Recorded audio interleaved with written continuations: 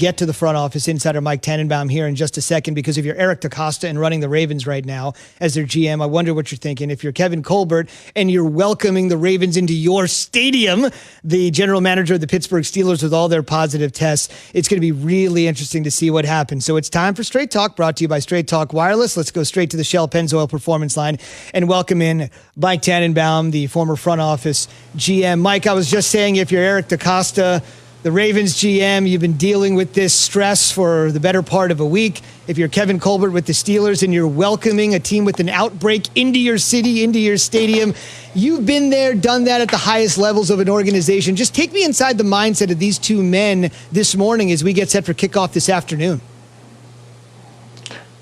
The emotions are relief and excitement. Let's go play the game. This is a massively important game for both teams, guys, because if you're Pittsburgh, look, you want that one seed. We got to remember that only one team gets a bye, and they're sitting there neck and neck with Kansas City. As even though they're undefeated, they know they have no margin. So this is a really important game. And from a competitor standpoint, you know that you've been sitting around. So if you're the GM, you're worried that they could get it up in terms of game day, being ready to go. And if you're Baltimore, there's one player in particular, I think there's a compelling storyline, and that's RG3.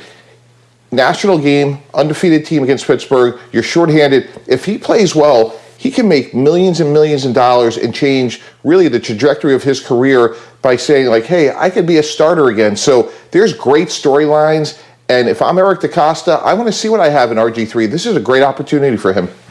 Mike, should the league move forward with this game knowing that those two individuals tested positive out of the Ravens organization? Should they postpone this to another time? You know, Key, I would really defer to the scientists and the experts. Like, we have to give the NFL some credit here. We're 2/3 of the way through the season. We've had a great product in terms of games on the field. And look, there have been some bumps in the road, and there'll be some more. And I think what we're seeing right now mirrors society. Their tests are positive across the board. So if it's safe, if the scientists are saying that within reason it's okay to play, then we should keep playing. And again, Dr. Sills, the expert for the NFL, still has data that says that you can't transmit the virus on the field of play, which I think is important. So maybe we go into the bubble as we get closer, but right now we should look back and say, hey, given the circumstances, this has been a really good NFL season. Having been a former general manager, Mike, you certainly have faced some decisions that you've had to make, whether it's cutting players, trading players, moving on from players. The Eagles are facing something similar with Carson Wentz versus Jalen Hurts. The noise is getting louder as the season is going on. Have they handled this situation right? You know, Key, it's getting close to saying no, because at the end of the day, as you know, the best players should play. And we've been in a situation where one year we traded for Rick Mirer. He wasn't very good. And we saw Coach Parcells bench him, that's right, and play Ray Lucas, an undrafted free agent out of Rutgers. He gave us a better chance to win. And when you're the head coach, the standard is the best players play. That goes for the left tackle. It also goes for the quarterback. Right now it's clear Carson Wentz lacks confidence. He cannot pull the trigger consistently. Jalen Hurts, we don't know. The only grade we could give Jalen Hurts is a grade of incomplete, but we know that he's young, he's athletic, he's competitive. So I think that window is closed. And if I'm Doug Peterson, I got to look at this objectively and say, who gives us the best chance to win? Mike, the best chance to win is the line. I think that is Jalen Hurts. The one thing that keeps pushing down on me is you have to follow the money. You have to follow the money. And if you were to do that, the money would deem that Jalen Hurts probably never sees the field because you're going to stick it through with Carson Wentz.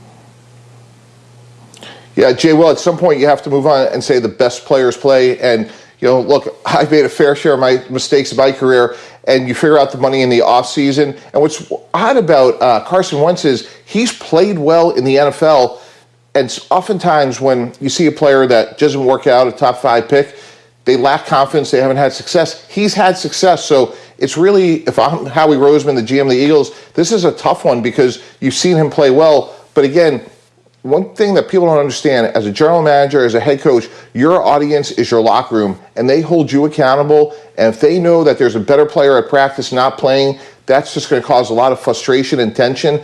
And that's why eventually you put the contracts aside and say, hey, what gives us the best chance to win? And the crazy NFC East, Philadelphia is still alive.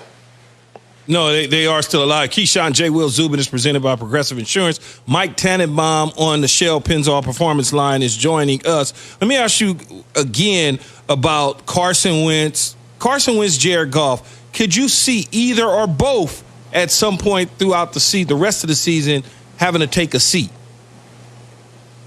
Absolutely. And Sean McVay, he's a half a step behind Doug Peterson because they were swept again by San Francisco, which is, if I'm Sean McVay, I have to ask myself the question, do I have the quarterback that could get us to where we want to go consistently and beat San Francisco? And right now, the answer is maybe not. And even though you pay Jared Goff, he may not be your long-term answer. And when I watch Jared Goff, when the pocket is clean, he has elite accuracy, touch on the ball, arm strength, he can drive the ball. But when it gets messy in the pocket, people are at his feet, I think he makes poor decisions. We saw it against Miami. We saw it this week against San Francisco. And I would have real concerns because a lot of times in the NFL, you have to make throws that are off platform or, again, when the pocket isn't clean. And that's something that he has not gotten better at. Mike, let's go from one quarterback in the NFC West to another in the West, in the Arizona Cardinals and Kyler Murray. Have teams cracked the code on him? Have they figured out Cliff Kingsbury and the way Kyler Murray are going to do this?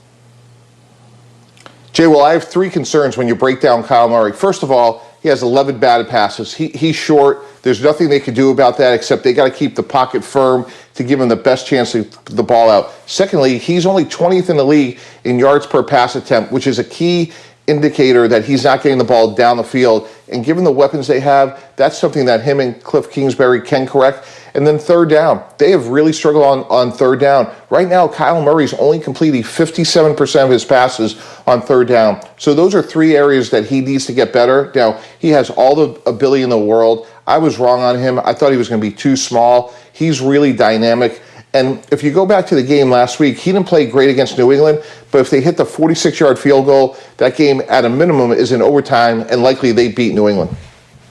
Mike, what's the best current job opening in the NFL? You got the Lions, the Falcons, or the Texans. So you got three openings that sit there.